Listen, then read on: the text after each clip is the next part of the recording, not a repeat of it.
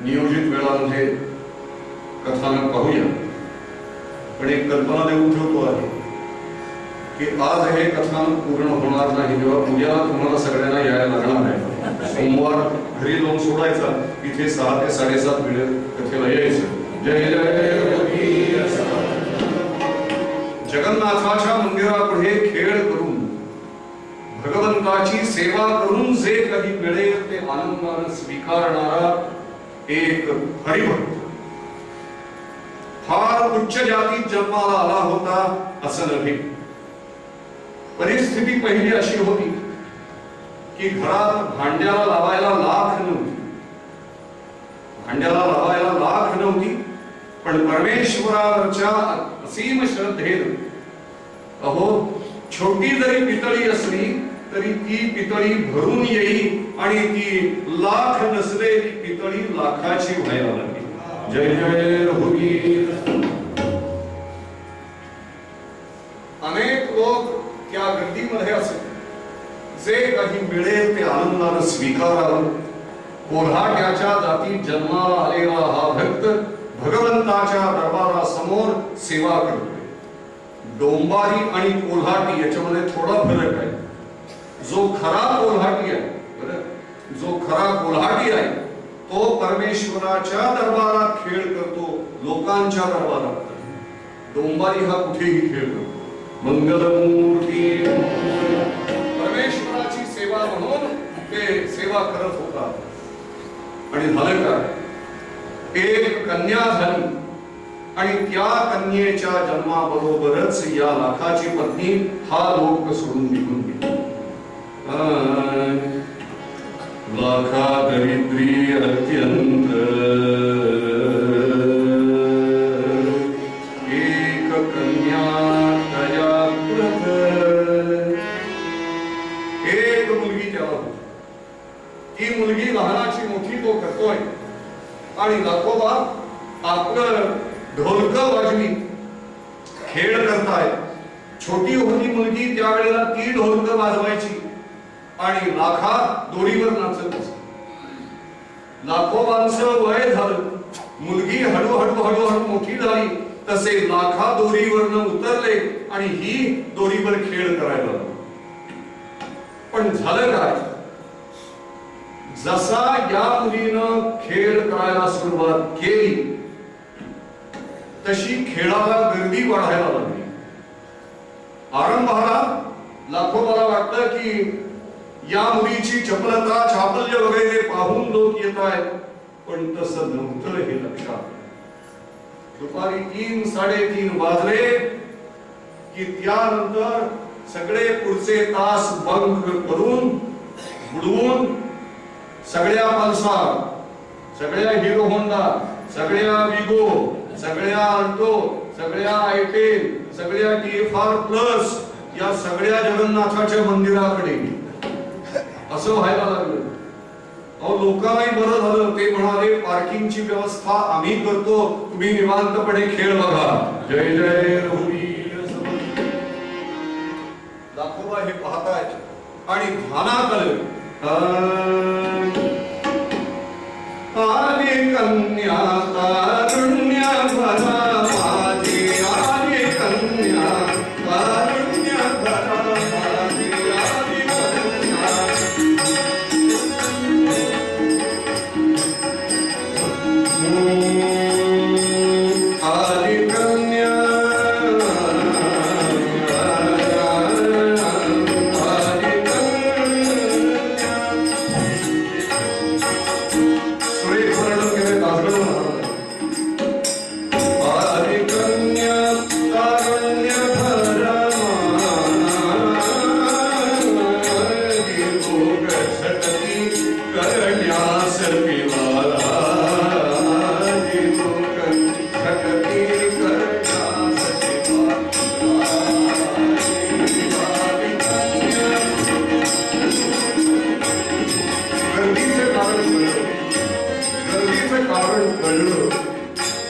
माहितीये का?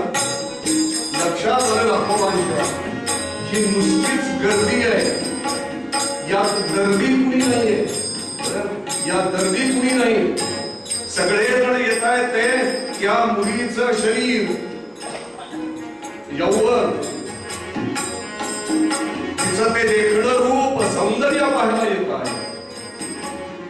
अहो इतके वेडे झालेले तरुण, इतके वेडे झालेले तरुण स्वतःच्या खिशातला पैसा खर्च करून अत्तराची बाटली विकत घेऊन छोट्या एका रुमालावर अत्तर शिंपडून तो सुगंधित करून तिला देत असत की हा रुमाल पडला होता. पण ती ही शहाणी होती, ती थँक्यू ब्रदर म्हणायची, जवळ ठेवायची.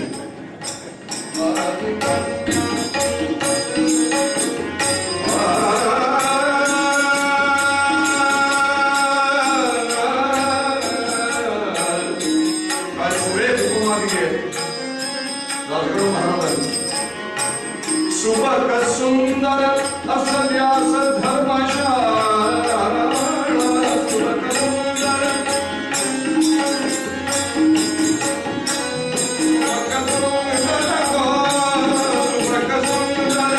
असल्यास धर्मशाळा ओलांडून राजपंथ दिला. वाटेत जर धर्मशाळा असेल, सर्व सोयीने युक्त आणि जिथे काही पैसे द्यायचे नाहीये अशी जर असेल धर्मशाळा, तर पैसे भरून माझी मोरडीमध्ये कोण राहील? हे जसं त्याप्रमाणे सुबक सुंदर असल्यास धर्मशाळा, असल्यास धर्मशाळा ओलांडून राजपंथ दिला.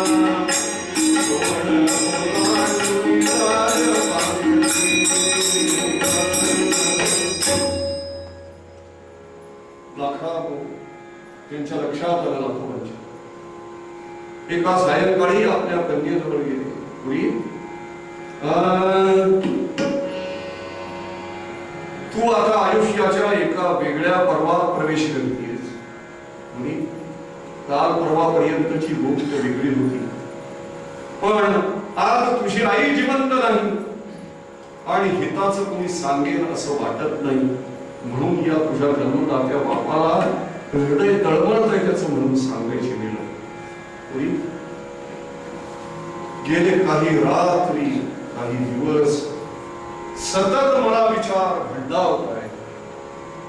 त्या विचारांमुळे मला झोप नाही. पुरी तुझं हित कशाला होईल?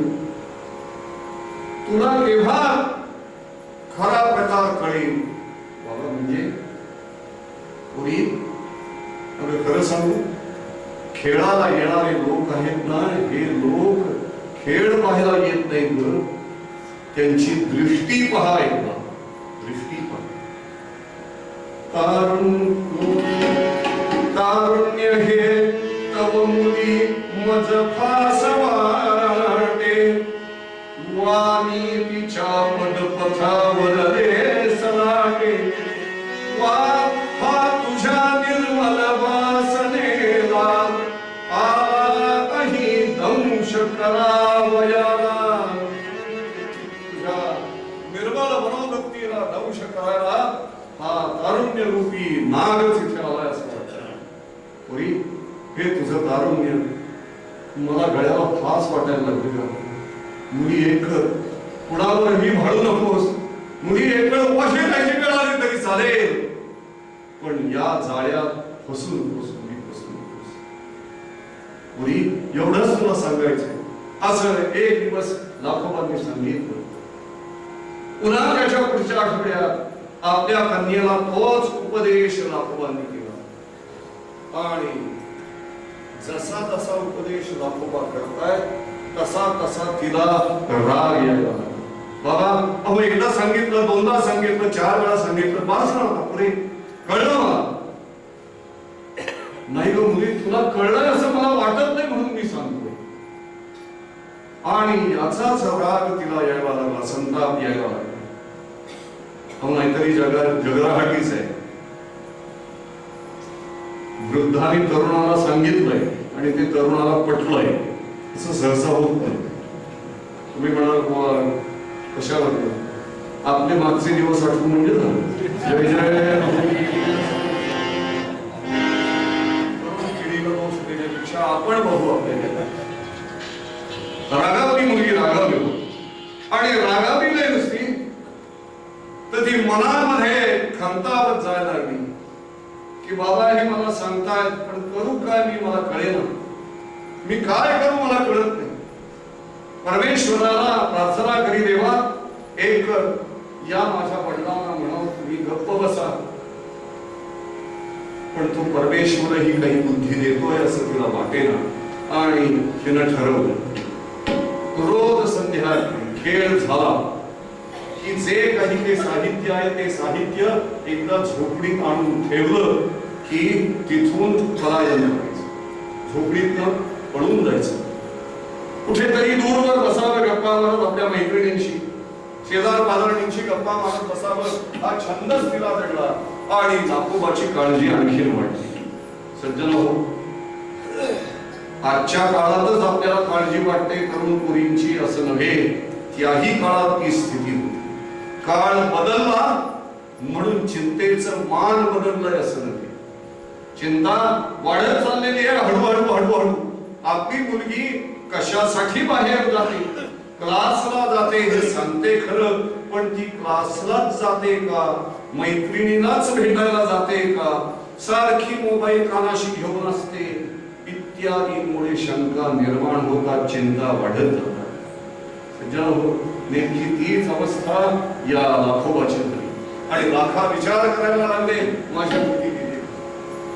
एकदा सायंकाळी ही मुलगी जगन्नाथपुरी पासून जवळ असलेल्या समुद्राच्या तीरावर जाऊन बसली, पाय पाण्यामध्ये सोडले आणि जललहरींची पायाला पावलाने खेळायला सुरुवात केली त्या मुलीनं आणि अचानक हसवलं तिला, अचानक हसवलं.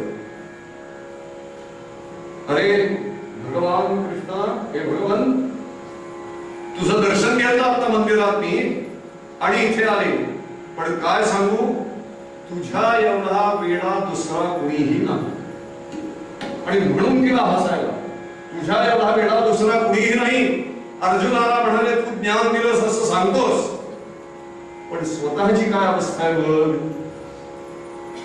तो कृष्ण भगवान जणू तिला विचारताय, अशी ती कल्पना करून घेतलीये की काय मी वेड्यासारखं केलं. अरे कृष्णा, खरं सांगायचं तर ती मुरली तू ओठाशी धरलीयस. मग अगं ती मुरली जी आहे ना, ती मुरली मी ओठाशी धरलीये याचं कारण असं ती सद्वंशात जन्माला आलेली आहे. जय जय वंश याचे दोन अर्थ, वंश म्हणजे कुल आणि वंश म्हणजे बांबू गळ. भगवान म्हणून तिला वंशी असं म्हणतात, वंशिका इत्यादी. तेव्हा ती आधारी धरलीस. अगं पण ऐकली नाहीस का तू किती गोड बोलते ती. अरे हो कृष्णा, ती गोड बोलते यात शंकाच नाही, पण ती गोड बोलतीये हे नुसतं तिचं गोड बोलणं नाहीये. तू तिच्या गोड बोलण्याला भुलून तिच्या कानात गोष्टी बोलतोयस, तू गप्पा मारतोयस. गमपनी सारी धप धमप गमप गमप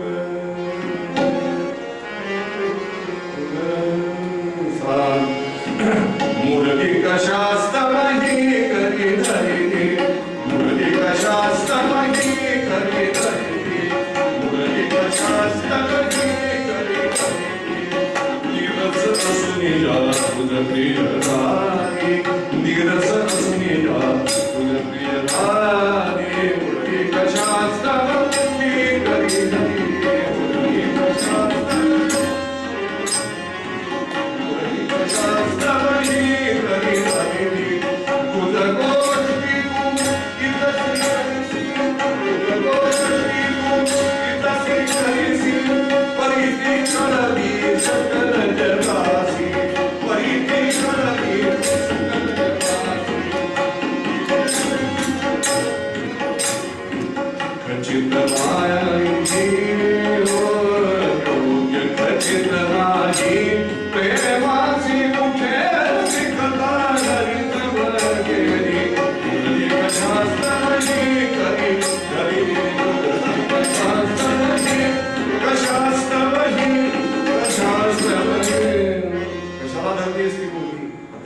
टाकून दे.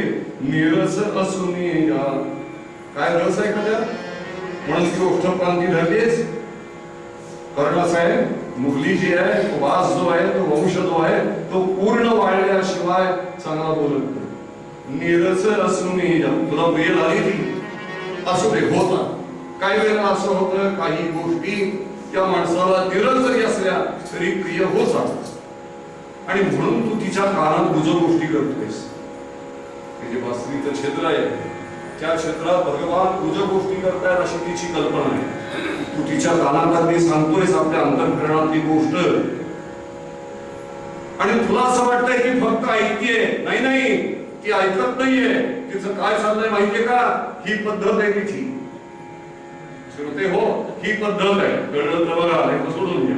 जय जय रघुवीर. ती ऐकतेय परिती कळली सकल जगाची, पण ती सगळ्या जगाला कळवते. मला सांग, अरे ही प्रेम करायला योग्य नाहीये तर का? ही प्रेम करायला योग्य नाही. काय रसिक म्हणावं तुला आणि काय ज्ञानी म्हणावं, म्हणून ती हसायला लागली मोठमोठ्यांदा. आणि इकडे लाखोबा कृष्णासमोर उभे आहेत, हात जोडले. देवा, अरे माझी मुलगी किती सुंदर, तिचा गळा काय सुरेख. देवा, अरे हे रत्न माझ्या घरात जन्माला घातलंस, याच्याऐवजी राजाच्या पोटी जन्माला घातला असतंस तर मला ही चिंता करावी लागली नसती. काय झालं होतं? राजाला मुलगी होती, लाखोबालाही मुलगी होती. लाखोबांची मुलगी अतिशय सुंदर, गळा आगळा, सुंदर नृत्य करायची, खेळ सुंदर करायची, बुद्धिमती होती. हे सगळे चांगले चांगले गुण स्त्रीत्वाचे तिच्यामध्ये होते. पण राजाला जी मुलगी होती ती मुलगी म्हणजे आमच्या शब्दात सांगायचं झालं तर कैलासवासी राम गणेश गडकरी यांनी रंगवलेली इंदुबिंदू होती. जय जय. म्हणाले ते फारसं तिकडं हे इकडं असं कसं काय झालं? देवा, अरे ही कन्या जर राजघराण्यात जन्माला आली असती तर तिचं कल्याण झालं असतं. पण कोल्हाट्याच्या पोटी जन्माला आलीस आणि माझी चिंता वाढवलीस रे देवा. शेवटी एकच आहे, आम्हाला निश्चिंत करणारा आणि निर्भय करणारा असा तू एकच आहेस, दुसरं कुणीही नाही. ती कन्या त्या समुद्राच्या तीरावरती कृष्णाशी बोलतीये ते आपण ऐकलं. लाखोबा कृष्णाशी काय बोलताय तेही आपण आज ऐकलं. यातनं पुढे काय घडणार आहे ते उद्या संध्याकाळी 6 वाजता ऐकायला. ती चिंता दूर करणारा तूच, मला निर्भय करणारा तूच आहेस देवा. तुझ्याशिवाय दुसरा कुणी नाही. मी धीर सोडत नाही. मला माहिती आहे की धीर धरला पाहिजे. धीर धरा तत्वा. समर्थ म्हणाले, धीर धरा, तकवा धरा, उत्साह धरा, ताकदीनं पाऊल पुढे टाका. ईश्वर तुम्हाला यश देईल. आहे नारायण जवळीच, तो भगवान नारायण जवळच आहे. तेव्हा तो माझ्या कन्येचं कल्याण करील असं म्हणणारे लाखोबा. अशी अनंत संत चरित्र ज्यांनी पाहिली ते संत तुकोबाराय. या सर्व हरिभक्तांचं निर्भय जीवन असतं. ते सांगतात कारण हरीच त्या पाठीशी असतो. मूळ अभंग तुकोबाराय म्हणाले,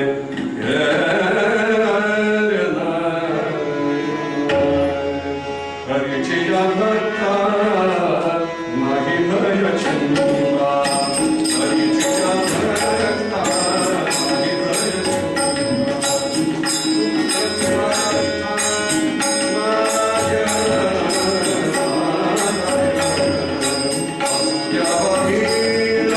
सदा समाधान.